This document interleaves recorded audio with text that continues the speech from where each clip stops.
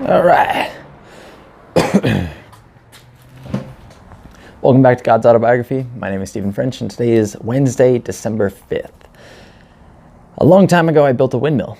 That's pretty much where this story is going to go. Unfortunately, I've got to reactivate Facebook so I can go pull up some pictures. Hopefully, we got those over there, and we'll come back to them. But I've mentioned my buddy Scott quite a few times in this series. He was a real good friend of mine back when I was upstate New York, and I don't see him too much anymore, but when I go home, I try to see him, and every once in a while, we still hang out and do little silly projects. But this is the kind of shit that we were into.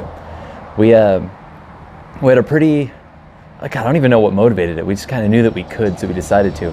We have a lot of admiration for renewable energy, sustainable energies, and we have enough understanding of motors and electronics to realize that a generator and an alternator are pretty much the exact same thing, just one's working backwards. Essentially, if you've got a magnet and a coil, you feed energy into the coil, the magnet's going to spin. But if you spin the magnet, you're going to generate a current inside of the coil. Generators and alternators. So we figured that if we were to find a motor or to find an alternator, then we could theoretically turn it into a windmill. And we were 100% correct. The first thing we had in mind was a little motor to an old treadmill.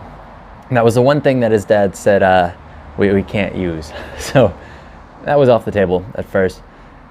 We went off to my stepfather's barn. He had these massive fucking fans on these massive motors on the side of the barn that just kind of created a wind flow for the hayloft, I guess. They were long since out of commission, and it was too fucking hard to turn them, so we couldn't really generate anything from that. I've also got back on our property. There were hundreds of cars, just old abandoned cars, ones that have been there longer than I've been alive. I think around this time, maybe a couple years before this time, my stepdad had a company come up and pull a lot of the cars, and they sold them for scrap metal back when scrap was still doing decent. So a lot of them were removed, but there's still maybe 100 cars up on that property. So we just kind of took to the woods, hiked around for a bit, and we started pulling out any alternators we could find to try to get some things to test it. But again, most of these things were too old to actually work. So we decided that we're totally capable of taking apart this treadmill and putting it back together after, which, to be honest, I don't know if we actually put it back together.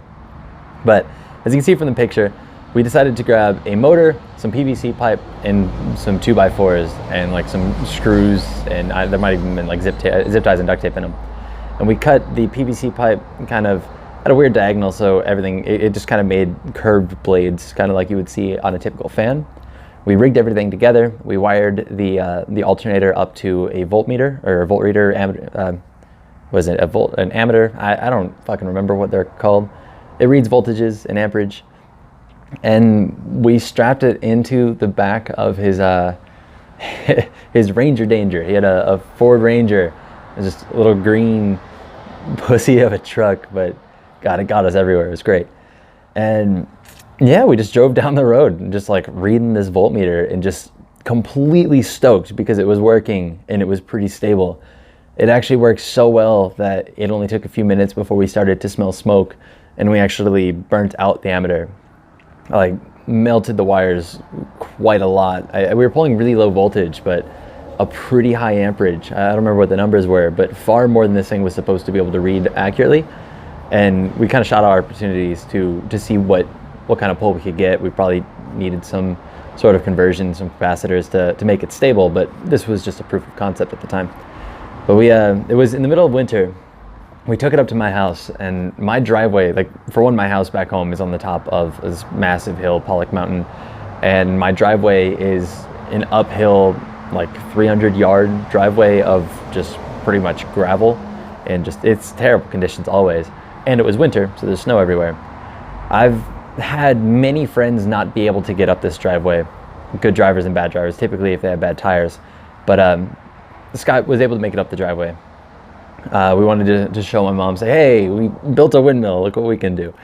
And after we show her, we kind of have some fun with that. We turn around, we start heading back, and there's so much wind and such an effective windmill that it's sliding the back of the truck around. And we got stuck going down my driveway 3 or 4 times. It was incredibly embarrassing because my stepdad had to use his truck and a chain and actually tow us down the driveway for us to carry on our way.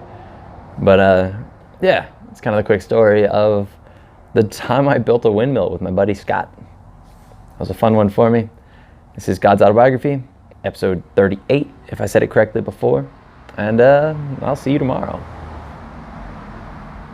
Damn it. Peace.